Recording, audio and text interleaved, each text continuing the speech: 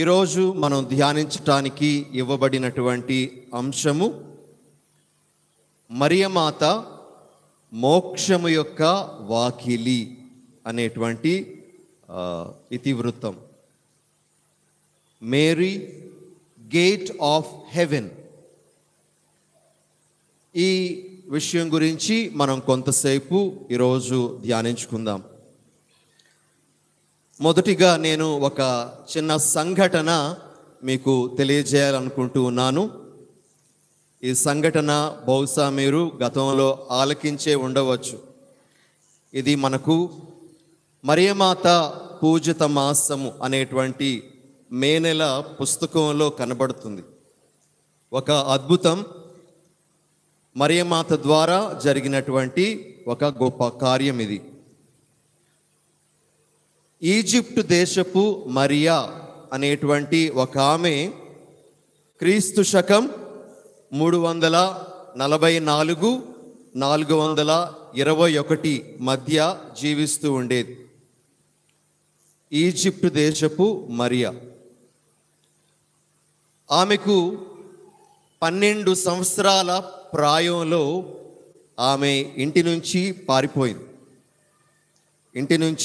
పారిపోయి అలెగ్జాండ్రియా అనేటువంటి ఊరిలోన తన వ్యక్తిగత జీవితాన్ని ఆమె ప్రారంభించుకుంది. చిన్న ప్రాయం, 12 సంవత్సరాల ప్రాయం అంటే. అయితే ఆ ప్రాయము నుండి ఈ అమ్మాయి వ్యభిచారము అనేటువంటి ఆ రొంపిలో దిగిపోయింది. మరి సుమారు 17 సంవత్సరాలు అదే పాపపు కార్యములో ఆమె పొర్లాడుతూ ఉండేది.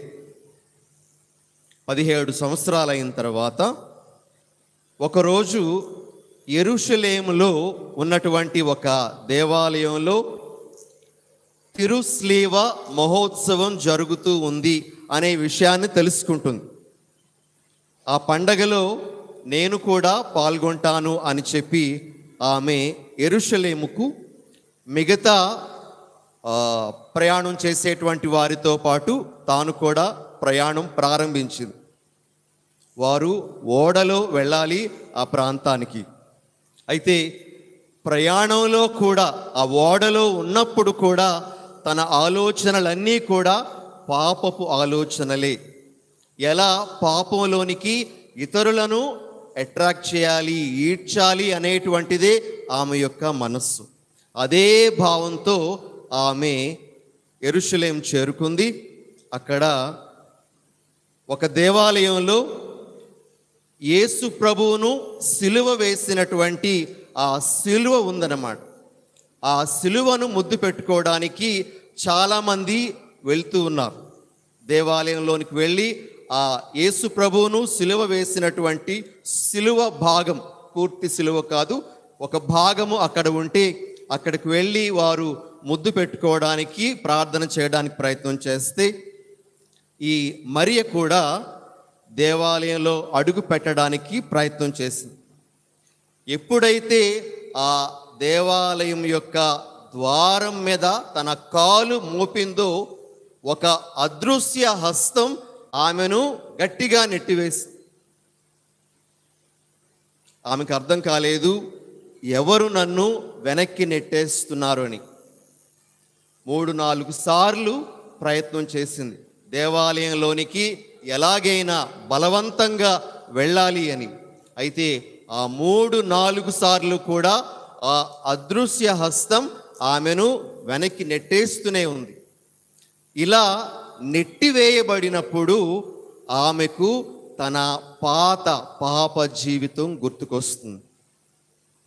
నేను అపవిత్రంగా జీవిస్తూ ఉన్నాను.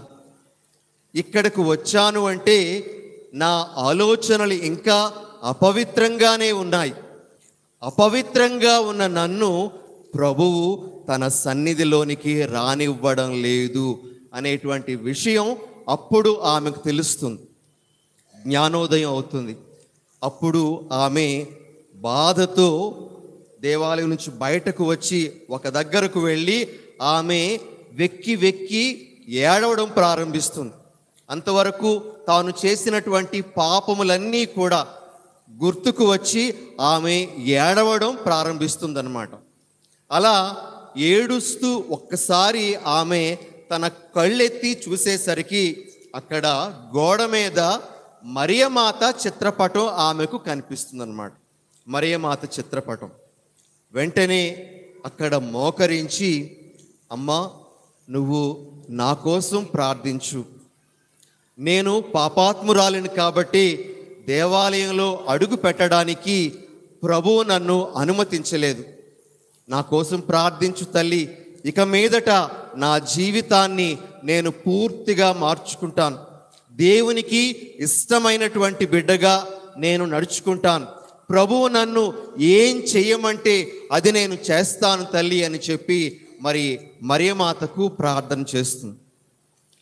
ప్రార్థన అయిన తర్వాత మరొక్కసారి దేవాలయంలోనికి అడుగు పెట్టడానికి ప్రయత్నం చేసినప్పుడు అప్పుడు ఏ హస్తము కూడా ఆమెను అడ్డుకోదు. అప్పుడు వెంటనే ఆమె దేవునికి సంతోషంతో వందనాలు తెలియజేస్తూ పరిశుద్ధ ఆ శిలువ దగ్గరకు వెళ్ళి మోకరించి తన యొక్క తప్పిదాలన్నింటి కొరకు కూడా పశ్చాత్తాపపడి దేవుని యొక్క క్షమాపణ అడిగి మంచి పాప సంకీర్తనం చేసి మరలా మరియమాత స్వరూపం దగ్గరికి, ఆ పటం దగ్గరికి వస్తుంది. అప్పుడు ఎవరో ఆమెకు మాట్లాడుతున్నట్టుగా అనిపిస్తుంది.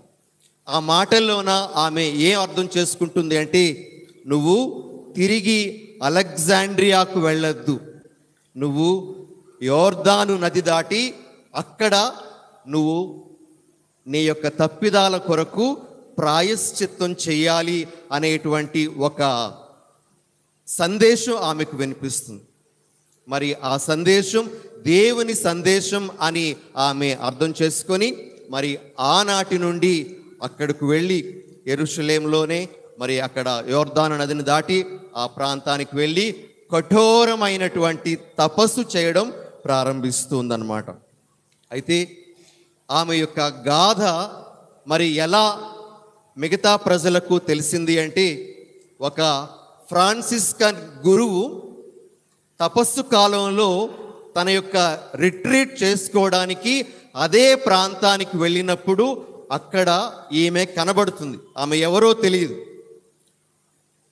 కనబడినప్పుడు ఆమె ఆయనతో మాట్లాడుతూ ఉంది. ప్రియమైనటువంటి సహోదరి సహోదరులారా, ఆ ఫాదర్ గారి పేరు జోసిముస్ అనేటువంటి ఫాదర్ గారితో మాట్లాడుతుంది. తన గాథ అంతా కూడా చెప్తుంది. మరి ఆమె కోరుకున్నటువంటి ఒక కోరిక ఏమిటి అంటే, వచ్చే సంవత్సరము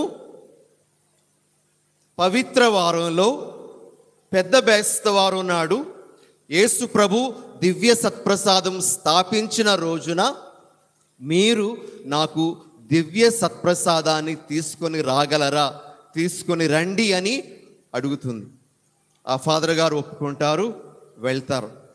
మరలా అక్కడ సత్ప్రసాదాన్ని తీసుకున్న తర్వాత ఆమె అంటుంది, మరలా వచ్చే సంవత్సరము ఈ టైంకి మీరు ఇక్కడికి వచ్చినట్లయితే మీకు మిగతా విషయాలు అర్థమవుతాయంట. ఆ తర్వాత కూడా ఆయన వెళ్ళినప్పుడు అప్పటికి ఆమె చనిపోయి ఉంటే ఆమెను ఆయన గౌరవప్రదంగా అక్కడ భూస్థాపితం చేయడం, తర్వాత ఆ చరిత్రను తన మఠంలో ఉండేటువంటి మిగతా గురువులకు, బ్రదర్లకు తెలియజేయడం అనేటువంటిది జరుగుతూ ఉంది. ప్రియ సహోదరి సహోదరులారా, ఇది మరియమాత పూజిత మాసము మే నెల 6వ తారీఖు ప్రార్థనల్లో అద్భుతము అనేటువంటిది ఉంటుంది. అక్కడ మీరు చదవవచ్చు. లేకపోతే మీరు ఇంటర్నెట్లో కూడా మేరీ ఆఫ్ ఈజిప్ట్ అని మీరు కొట్టినట్లయితే ఆమె యొక్క జీవిత చరిత్ర అంతా కూడా మీకు కనబడుతుంది. ఈరోజు నేను ఈ విషయం, ఈ సంఘటన ఎందుకు తెలియజేస్తాను అంటే, మరియమాతను మనము దేవమాత ప్రార్థనలో మోక్షము యొక్క వాకిలి అని పిలుస్తూ గౌరవిస్తూ ఉన్నాం. మోక్షము అంటే దేవుడు అని అర్థం చేసుకుందాం. అది ఒక స్థలం అనే కాకుండా దేవుడు, దేవుని సన్నిధానం అని మనం అర్థం చేసుకుంటే, మరి ఈ మరియ ప్రభు సన్నిధానంలోనికి వెళ్ళడానికి ఆమె యొక్క పాపములు ఆటంకంగా ఉండేటప్పుడు ఆ ప్రభువు సన్నిధానం చేరడానికి మరియమాత ఆమెకు తోడ్పడింది. పశ్చాత్తాపముతో ప్రభువు సన్నిధికి వెళ్ళడానికి మరియమాత ఆమెకు సహకరించింది కాబట్టి ఆమె మోక్షము యొక్క ద్వారం అయింది అని మనందరము కూడాను గుర్తించగలం. ప్రియమైనటువంటి సహోదరి సహోదరులారా, అందుకే ఈరోజు ఈ ధ్యానాంశాన్ని మన ముందు ఉంచుకుంటూ ఉండగా మరియమాత ఎలా మనకు మోక్షద్వారం అని మనము ధ్యానిస్తూ మరికొన్ని విషయాలను మనము ఈరోజు గ్రహించడానికి తెలుసుకోవడానికి ప్రయత్నం చేద్దాం. ఇక పరిశుద్ధ గ్రంథంలో మనకు కనబడేటువంటి 1-2 విషయాలను కూడా ఈ మోక్ష ద్వారం అనేటువంటి అంశం గురించి మనకు తెలియచేసేటువంటి విషయాలను మనము గ్రహించడానికి ప్రయత్నం చేద్దాం. మొదటి సంఘటన మనకు బైబిల్లో కనబడేటువంటిది. ఇది నేరుగా మరియమాతకు సంబంధించినది కాకపోయినప్పటికీ కూడా మనకు అన్వయం అనేటువంటిది తప్పనిసరిగా ఇవ్వడానికి అవకాశం ఉండేటువంటి ఒక సంఘటన. ప్రియమైనటువంటి సహోదరి సహోదరులారా, మీకందరికీ ఈ సంఘటన తెలిసినటువంటిదే. ఆదికాండము 28వ అధ్యాయము 10వ వచనము నుండి మనము చదివినట్లయితే అక్కడ యాకోబుకు వచ్చినటువంటి ఒక కల కనబడుతుంది. యాకోబు తన ఇంటి నుండి పారిపోతూ ఉంటాడు. తన మామయ్య ఇంటికి వెళ్ళిపోతూ ఉంటాడు. ఎందుకంటే మోసపూరితంగా తన అన్నయ్య పొందాల్సినటువంటి దీవెనలను అతడు పొందాడు. తల్లి ప్రోద్బలంతో అయి ఉండొచ్చు. అయితే మరి తన అన్నయ్య నుండి తన ప్రాణానికి హాని కలగబోతుంది అని తెలుసుకొని అక్కడి నుండి పారిపోతూ ఉంటాడు. మార్గ మధ్యంలో ఆయన ఎక్కడికి వెళ్ళాడో మనము 10వ వాక్యంలో చూస్తాం. యాకోబు బెర్షెబా దాటి హారాను వైపు వెళ్ళు బాట పట్టెను. అతడు ఒకానొక చోటికి వచ్చి ప్రొద్దు గ్రూకుటచే అక్కడ ఆగిపోయెను. ఒకానొక చోట అనుంది. అక్కడ ఒక రాతిని ఆ యాకోబు తీసుకొని దానిని తన తలగడగా చేసుకొని ఆ రాత్రి అక్కడ నిద్రించాడు. నిద్రలో ఒక కల యాకోబుకు వచ్చింది. కల మీకందరికీ తెలిసినటువంటిదే. ఒక నిచ్చెనను చూశాడు తన కలలో. ఆ నిచ్చెన పైభాగము ఆకాశాన్ని అంటుతూ ఉంటే క్రింది భాగము నేలను తాకుతుందన్నమాట. అంటే ఆకాశం నుండి భూమికి వేయబడినటువంటి నిచ్చెన. అయితే ఆ నిచ్చెన మీద దేవదూతలు ఆరోహణ అవరోహణలు చేస్తున్నారు, దిగుతున్నారు, ఎక్కుతున్నారు. ఆ నిచ్చెన పైభాగాన దేవుడు కూడా ఉన్నట్లుగా యాకోబు తన కలలో చూస్తాడు. దేవుని యొక్క మాటలను యాకోబు వింటాడు. అయితే ప్రియ సహోదరి సహోదరులారా, మరి ఆ మాటలు అన్నీ విన్న తర్వాత యాకోబు నిదుర నుండి మేల్కొన్న తర్వాత అన్న మాటలు 17వ వచనం ఎవరైనా చదవండి. అప్పుడు అతనికి భయము పుట్టెను. అతడు ఈ ప్రదేశము ఎంత భయంకరమైనది, ఈ తావు దైవ నిలయము, ఇది పరలోక ద్వారము. చూడండి, అక్కడ గేట్ ఆఫ్ హెవెన్ అనేటువంటి మాట అక్కడ వాడబడింది. ఇది పరలోక ద్వారము అని. మరి ఆయన ఆ ప్రాంతానికి పెట్టినటువంటి పేరు బేతేలు. బేతేలు అని ఆ ప్రాంతానికి యాకోబు పేరు పెట్టడం జరిగింది. ప్రియ సహోదరి సహోదరులారా, కాబట్టి అక్కడ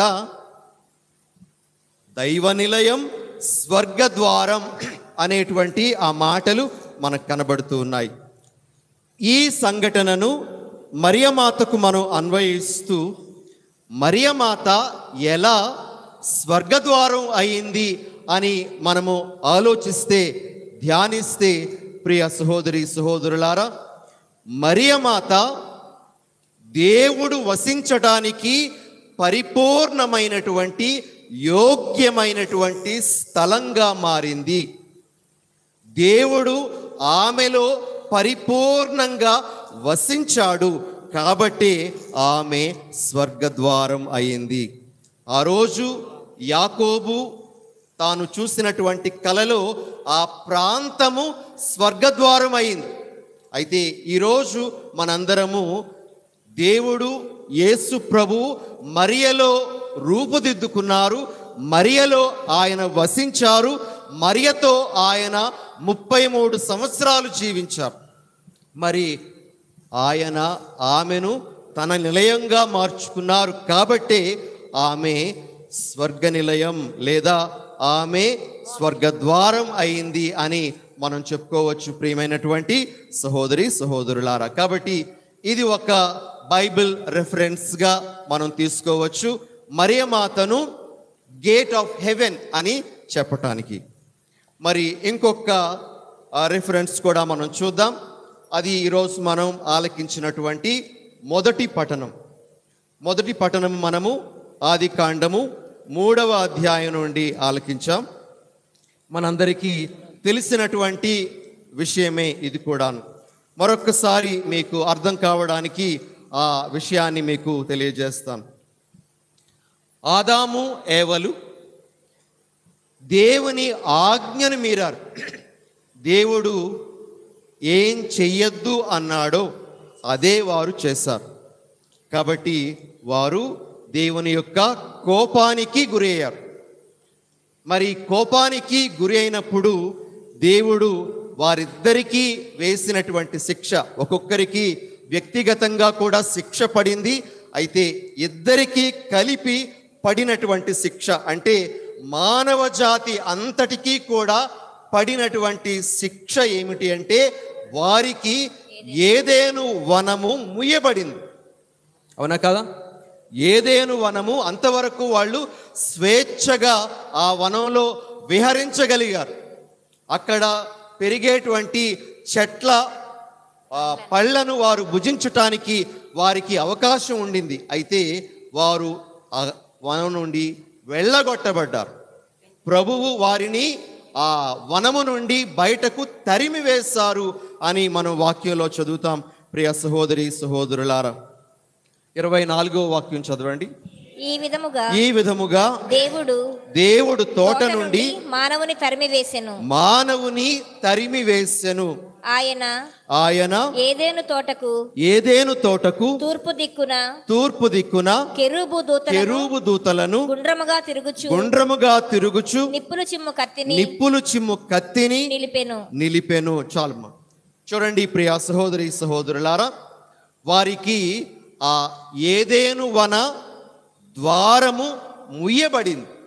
వారు అందులో ప్రవేశించకుండా దేవుడు కెరూబులను కావలిగా ఉంచాడు, దేవదూతలను కావలిగా ఉంచాడు. అంతేకాకుండా ఒక కత్తి గుండ్రంగా తిరుగుతూ నిప్పులు చిమ్మేటువంటి కత్తిని కూడా అడ్డంగా పెట్టాడు. వారు మరి ఆ వనంలో అడుగు పెట్టడానికి వారికి అవకాశం అనేటువంటిది పోయింది. ఈ అవకాశం వారు పోగొట్టుకోవడానికి గల ముఖ్యమైనటువంటి కారణం ఏమిటి అంటే దేవుని మాటను వారు విధేయించకపోవడం. దేవుడు ఏం చెప్పాడో అది చెయ్యకపోవడం వలననే ఆ స్వర్గద్వారం లేదా ఆ ఏదెను వన ద్వారము వారికి శాశ్వతంగా ముయ్యబడింది. వారు బయటకు నెట్టివేయబడ్డారు. ప్రియమైన సహోదరి సహోదరులారా, అయితే ఈ విషయాన్ని మరియమాతకు మనం ఎలా అన్వయిస్తాము అంటే నూతన వేదములో నూతన ఏవమ్మ మరియా. మరి ఆమె దేవుని మాటకు విధేయించింది. తన మనసులో తన కోరికలు ఏవేవో ఉన్నాయి.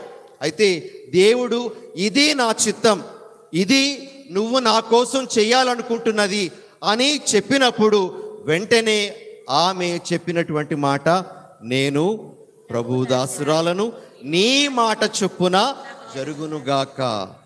అలా తన యొక్క విధేయతను ఆమె ప్రకటించినటువంటి మరుక్షణమే ఆమె ఉదరంలోనికి పరిశుద్ధాత్మ అనుగ్రహం అనేటువంటిది వచ్చింది. మరి యేసు ప్రభు ఆమె యొక్క ఉదరంలో రూపుదిద్దుకోవడం అనేటువంటిది ప్రారంభమైంది. అనగా రక్షణ గడియ అనేటువంటిది ఆ సమయంలోనే ప్రారంభమైంది. ప్రియ సహోదరి సహోదరులారా, యేసు ప్రభు యొక్క రక్షణ అనేటువంటిది మరి ప్రారంభమైనటువంటి తొలి గడియ మరియమాత దేవునికి అవును అనేటువంటి ఆ సమాధానం ఇచ్చినప్పుడు, నీ చిత్త ప్రకారమే జరగాలి, నేను నీ చిత్తానికి నీ మాటకు కట్టుబడి ఉంటాను అని చెప్పినప్పుడు దేవుని యొక్క ఆ రక్షణ కార్యం ప్రారంభమైంది. అనగా ఆ క్షణము నుండి స్వర్గ ద్వారాలు తెరవబడుతూ ఉన్నాయి. యేసు ప్రభు యొక్క శ్రమలు, మరణ పునరుత్థానాల ద్వారా తెరవబడాలి ఆ స్వర్గ ద్వారాలు. అయితే ఆ స్వర్గ ద్వారాలు తెరవబడడం అనేటువంటి ప్రారంభ గడియ మరియమాత యొక్క అవును అనేటువంటి సమాధానంతో ప్రారంభమైంది. అందుకే మనము మరియమాతను మోక్షము యొక్క వాకిలి, మనము రక్షణ పొందడానికి ఆమె ఇచ్చినటువంటి సమాధానము మనకు ఎంతగానో దోహదపడింది అనే ఉద్దేశంతో మరియమాతను మోక్షము యొక్క వాకిలి అని పిలుస్తూ గౌరవిస్తూ ఉన్నాము. ప్రియమైనటువంటి సహోదరి సహోదరులారా, ఇంకొక రెఫరెన్స్ నేను ఇవ్వాలనుకుంటున్నాను. అది యెహెజ్కేలు గ్రంథము 44వ అధ్యాయంలో మనకు కనబడుతుంది. యెహెజ్కేలు గ్రంథము 44వ అధ్యాయం.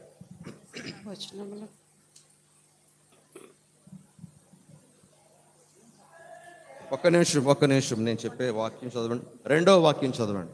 ప్రభువు నాతో, ఈ ద్వారము మూసివేయబడి ఉండునే గాని మరలా తెరవబడదు, దీని గుండా ఎవరునూ పోజాలరు. ఇజ్రాయేలు దేవుడను ప్రభువునైన నేను దీని గుండా ప్రవేశించి తిని కనుక ఇదిక మీదట సదా మూయబడి ఉండును. ప్రియ సహోదరి సహోదరులారా, ప్రభువు యెహెజ్కేలు ప్రవక్తతో చెప్పేటువంటి మాట, ఈ ద్వారము మూసివేయబడి ఉండునే కాని మరలా తెరవబడదు, దీని గుండా ఎవరునూ పోజాలరు.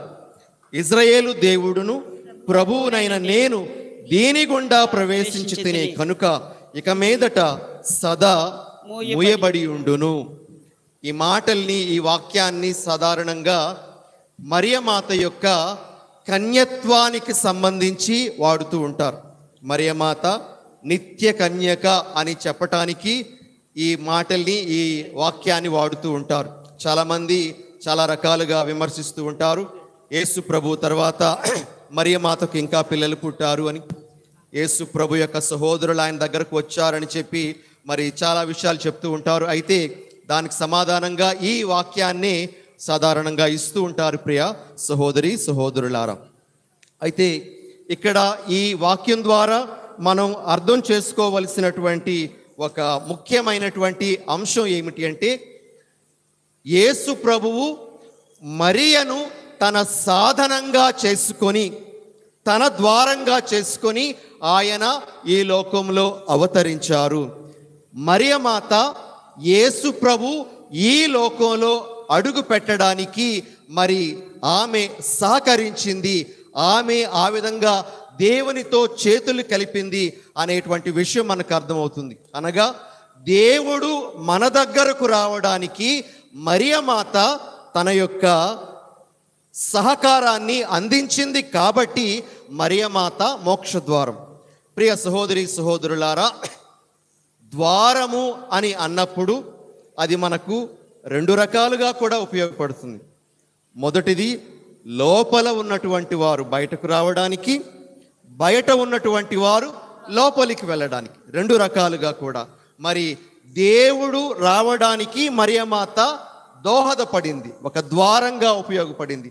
అలానే మనమందరము స్వర్గంలో అడుగు పెట్టడానికి ఆమె మనకు ఉపకరిస్తూ ఉంది. కాబట్టి ఆమె మోక్షము యొక్క వాకిలి, మోక్ష ద్వారం అని మనమందరము అర్థం చేసుకోవాలి ప్రియులగు సహోదరి సహోదరులారా. ఇక ఆఖరుగా ఇంకొక విషయాన్ని నేను చెప్తాను. అదేమిటి అంటే, మరియమాత మన మోక్షద్వారం అయితే ఎలా ఆమె మనకు సహకరిస్తుంది, ఎలా సహాయపడుతుంది, మరియమాత సహాయపడేటువంటి విధానం ఏమిటి అనే విషయాన్ని మనము ఈరోజు కొంతసేపు తెలుసుకోవడానికి ప్రయత్నం చేద్దాం ప్రియా సహోదరి సహోదరులారా.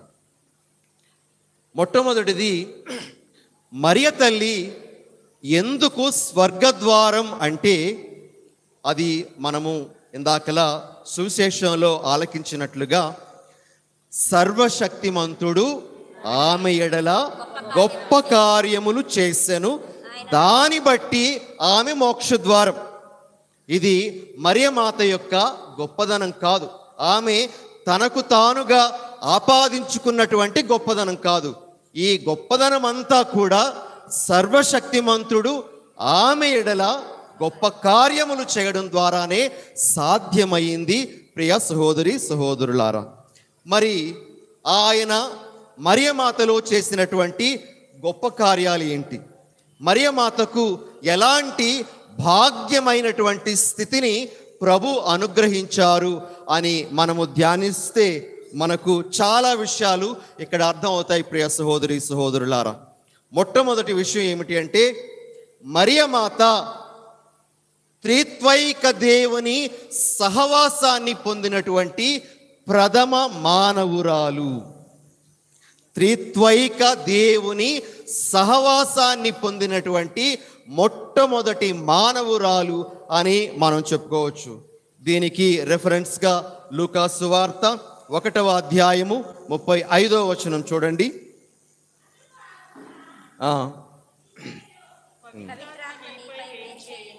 పవిత్రాత్మ నీపై వేయించేను, పరిశుద్ధాత్మ యొక్క శక్తి. తర్వాత సర్వోన్నతుని శక్తి నిన్ను ఆవరించును, అందుచేత పవిత్ర శిశువు దేవుని కుమారుడు అని పిలువబడుననుంది.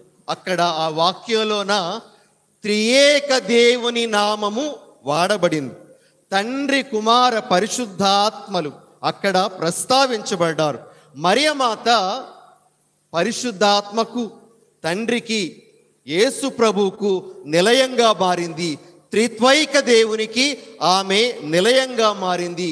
ఇది ఆమెకు కలిగినటువంటి ఒక గొప్ప భాగ్యం అని మనము ఈరోజు గుర్తించాలి ప్రియ సహోదరి సహోదరులారా. కాబట్టి మరియమాత ఎడల దేవుడు చేసేటువంటి గొప్ప కార్యాలలో మొదటిది, ఆమె త్రిత్వైక దేవునికి సహవాసం, త్రిత్వైక దేవుని యొక్క మందిరంగా మారింది.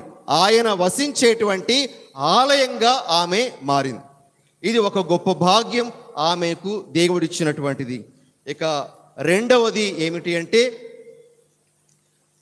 దేవుని దర్శించేటువంటి ప్రథమ మానవురాలు మరియ. యేసులో దేవుని దర్శించినటువంటి ప్రథమ మానవురాలు మరియ అని మనం చెప్పొచ్చు. ప్రియ సహోదరి సహోదరులారా, దేవుడు అబ్రహాముతో మాట్లాడారు, మోషేతో మాట్లాడారు. మోషే చాలా రోజులు దైవ సన్నిధిలో సమయాన్ని గడిపేవాడు. అయితే మనము నిర్గమకాండంలో చదువుతాము, దేవుడు తన ముఖాన్ని మోషేకు కూడా చూపించలేదు. దేవుడు అంటారు, ఇదిగో నువ్వు నా ముఖాన్ని చూడలేవు, నేను వెళ్ళిపోతాను, నా వెనుక భాగం మాత్రం చూడగలవు అంటారు. ముఖాన్ని ఎప్పుడు కూడా దేవుడు చూపించలేదు. అంత గొప్పవారైనటువంటి మోషేకు, మిగతా వారికి కూడా. ప్రియ సహోదరి సహోదరులారా, యేసునందు మొట్టమొదటిగా దేవుని దర్శించేటువంటి భాగ్యము మరియమాతకు దక్కింది. మరియమాతకు ఈ గొప్ప భాగ్యం, మహద్భాగ్యం అనేటువంటిది లభించింది. మొట్టమొదటిసారిగా ఆ చిన్నారి బాలునిలో దేవుని దర్శించే భాగ్యం. ఎందుకంటే ఆ బాలుడు ఎవరన్నది పూర్తిగా తెలిసింది తనకు మాత్రమే. గాబ్రియేలు దూత ద్వారా కావచ్చు, లేకపోతే ఇతర ప్రేరేపణల ద్వారా కావచ్చు, ఎవరన్నటువంటిది, పరిశుద్ధాత్మ యొక్క శక్తి ఏమిటన్నటువంటిది తనకు మాత్రమే తెలుసు. కాబట్టి మొట్టమొదటిగా దేవుని కళ్ళారా చూసినటువంటి భాగ్యము మరియమాతది. ఇది ఒక గొప్ప కార్యం దేవుడు మరియమాతలో చేసినటువంటిది ప్రియ సహోదరి సహోదరులారా. ఇక మూడో విషయం, మరియమాత యొక్క ఆ గొప్పదనం అనేటువంటిది ఎలా మనకు కనబడుతుంది అంటే, తన కుమారుని యొక్క దైవ శక్తిని విశ్వసించినటువంటి మొదటి మానవురాలు కూడా మరియే. యోహాను సువార్త ప్రకారము మనం చూస్తాం 2వ అధ్యాయంలో కానాపల్లె వివాహ మహోత్సవంలో జరిగినటువంటి ఆ అద్భుతం. తన కుమారుని యొక్క దైవ శక్తి ఏమిటో తనకు తెలుసు. అందుకే మొట్టమొదటి అద్భుతం యోహాను సువార్త ప్రకారము మరియమాత యొక్క కోరిక మేరకు చేయబడింది. కాబట్టి దైవ శక్తిని మరి ముఖ్యంగా యేసు ప్రభు యొక్క శక్తిని విశ్వసించినటువంటి మొట్టమొదటి మానవురాలు మరియా. ఇది కూడా ఆమెకు లభించినటువంటి మహద్భాగ్యం ప్రియమైనటువంటి సహోదరి సహోదరులారా. ఇక ఇంకొక విషయం ఏమిటి అంటే, యేసు ప్రభువుని ప్రేమించినటువంటి మొట్టమొదటి మానవురాలు మరియ. పునీత జాన్ మరియ వియాన్ని గారు అంటారు, మరియమాత యేసు ప్రభువుని ప్రేమించినట్లుగా ఇంకెవ్వరూ ప్రేమించలేరండి. మరియమాత యేసు ప్రభువుని ప్రేమించినట్లుగా ఇంకెవ్వరూ ప్రేమించలేరంటారు. ఎవరైనా మరియమాతను విమర్శిస్తే ఈ విషయాన్ని దృష్టిలో పెట్టుకోవాలి. మరియమాత తన కుమారుని ఎంతగానో ప్రేమిస్తుంది. కాబట్టి ఆయనకి ఇవ్వాల్సిన స్థానం అందరూ ఇవ్వాలనే ఆమె కోరుకుంటుంది. ఎందుకంటే తన కుమారుడిని ప్రేమించినటువంటి ఆమె తన కుమారుడు హెచ్చింపబడాలనే కోరుకుంటుంది. కాబట్టి ప్రియ సహోదరి సహోదరులారా, తన కుమారుని మొట్టమొదటిగా అత్యద్భుతంగా ప్రేమించినటువంటి స్త్రీ ఇదిగో మరియమాత. ఇది ఒక మహద్భాగ్యం ఆమెకు కలిగినటువంటిది అని మనం గమనించవచ్చు. ఇంకొక భాగ్యము మరియమాతకు లభించినటువంటిది ఏమిటి అంటే, యేసు ప్రభు యొక్క మరణ పునరుత్థానాల ఫలాన్ని మొట్టమొదటిగా ఆస్వాదించినటువంటి స్త్రీగా మరియమాత ఉంది. ప్రియ సహోదరి సహోదరులారా, ఆయన చనిపోవడానికి మునిపే, ఆయన పునరుత్థానం కావడానికి మునిపే ఆ శక్తి అనేటువంటిది ఆమెలో పనిచేసి ఆమెను నిష్కలంకోద్భవిగా చేసింది. మనము డిసెంబర్ 8వ తారీఖున కొనియాడేటువంటి పండగ అమలోద్భవి మాత పండగ మనకు ఇదే తెలియజేస్తుంది. యేసు ప్రభు యొక్క మరణ పునరుత్థానాల ఫలితం అనేటువంటిది దేవుడు ఆమెకు ముందుగానే ఆపాదించి ఆమెను నిష్కలంకిగా పుట్టించి ఆమె ద్వారా ఆయన ఈ లోకంలో జన్మించారనేటువంటిది. ఇది ఒక గొప్ప భాగ్యం ప్రియమైనటువంటి సహోదరి సహోదరులారా, మరియమాతకు లభించినటువంటిది. ఈ అన్ని కార్యాలను బట్టి దేవుడు ఆమెలో చేసినటువంటి ఈ అన్ని కార్యాలను బట్టి సర్వశక్తిమంతుడు నా ఎడల గొప్ప కార్యములు చేసను అనేటువంటి ఆ కార్యములను బట్టి మరియమాత మన మోక్ష ద్వారం. ఆమె మనందరికంటే ముందు అక్కడ ఉంది. మనం కూడా చేరుతాం, కానీ మనకంటే ముందు వెళ్ళి మనలను ఆ మోక్షంలోనికి తీసుకొని వెళ్తూ ఉంది. లేదా మనము మోక్షంలో అడుగు పెట్టడానికి ఆమె మనకు దోహదపడుతూ ఉంది ప్రియ సహోదరి సహోదరులారా. కాబట్టి ఇది ఒక విషయం. ఎందుకు మరియమాత మోక్ష ద్వారం అంటే, దేవుడు ఆమెలో చేసినటువంటి అత్యద్భుతమైనటువంటి కార్యాల వలన ఆమె మనకు మోక్ష ద్వారం అయింది అనే విషయాన్ని మనము గమనించాలి. ఇక రెండవది, ఎందుకు మరియమాత మోక్ష ద్వారం అంటే, ఆమె గొప్ప ప్రార్థనా పరురాలు. మరియమాత గొప్ప ప్రార్థనా పరురాలు. అందుకే మనము మంగళవార్త జపం చెప్పేటప్పుడల్లా కూడా మరియమాతను ప్రార్థించమని అడుగుతాం. ఇప్పుడును మా మరణ సమయమందును మా కొరకు ప్రార్థించండి అని మరియ తల్లిని మనం మంగళవార్త జపంలో అడుగుతాం. మనము అడిగేటప్పుడు ఆమె మన కోసం ప్రార్థన చేయడం అనేటువంటిది చేస్తారు. నేను ఎప్పుడు చెప్తూ ఉంటాను, మా విచారణలో ఈ అక్టోబర్ మాసం భక్తి చాలా ఎక్కువగా ఉంటుంది. జపమాల భక్తి అనేటువంటిది చాలా ఎక్కువగా ఉంటుంది. ఇళ్ళ దగ్గర ప్రార్థనలు పెట్టించుకుంటారు అక్టోబర్ మాసం అంతా. పూజలు పెట్టించుకుంటూ ఉంటారు. మరియమాత గురించి చాలా విషయాలు చెప్పడం జరుగుతూ ఉంది. నేను ఎప్పుడూ చెప్పేటువంటి ఒక మాట ఏమిటి అంటే, జపమాలను మనం జపించేటప్పుడు మనకు ఒక గొప్ప తోడు అనేటువంటిది లభిస్తుంది. అదేమిటి అంటే, మనము మరియమాతను అమ్మ నా కోసం ప్రార్థించు అని జపమాలలో అడుగుతున్నప్పుడు ఆమె మనతో పాటు మోకరించి ప్రార్థిస్తుంది. జపమాల జరిగేంత వరకు కూడా, జరుగుతున్నంతసేపు కూడా ఆ తల్లి మనతో పాటు మోకరించి తన కుమారుని ముందు మన నిమిత్తము ప్రార్థిస్తూ ఉంది. ఆమె గొప్ప ప్రార్థనా పరురాలు. ప్రియ సహోదరి సహోదరులారా, మరియమాతకు అన్ని రకాలైనటువంటి ప్రార్థనలు తెలుసు. ఆమెకు స్తుతి ప్రార్థన తెలుసు. నా హృదయం ప్రభువుని స్తుతించుచున్నది అని చెప్పి ఆమె స్తుతి ప్రార్థన చేసింది. ఆమెకు విజ్ఞాపన ప్రార్థన తెలుసు. వారికి ద్రాక్షారసము లేదు అని చెప్పి విజ్ఞాపన ప్రార్థన చేసింది. ఆమెకు ధ్యాన ప్రార్థన తెలుసు.